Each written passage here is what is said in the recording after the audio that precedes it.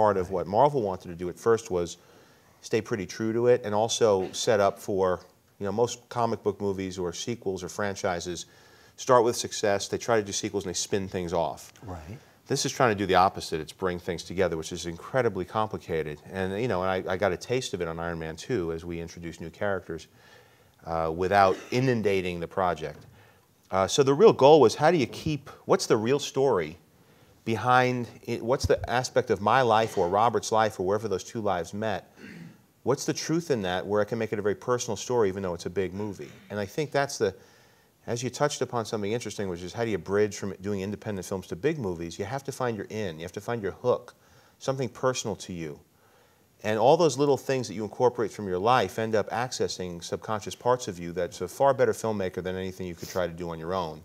And you have to learn how to open those channels. And with Robert and I here, it's about somebody who's in recovery that has to, that's dealing with the biggest challenges that he's going to face, which is, you know, how do you say you're recovered, you say you're going to do the right thing, but it's a much different thing to do the right thing. And it's about regression, and that's a spiritual journey, which is really the hero's journey, which is a spiritual growth and progression.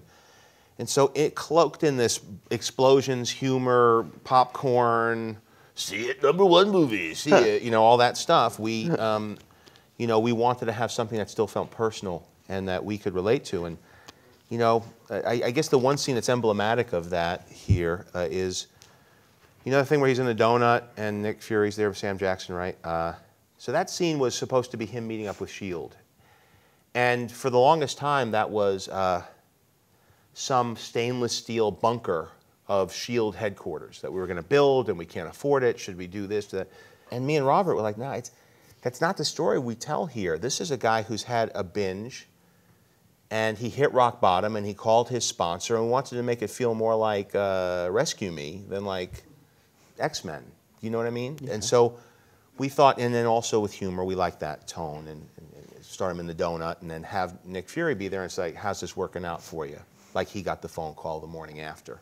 And there he is totally, you know, oh God, you know, my head's pounding, it's killing me. And that's the beginning of the next leg of his journey. So it was trying to infuse it with personal touches like that and also bring the humor in. And fortunately, for whatever reason, we're able to get really, really good casts now on these big movies, and it's invaluable.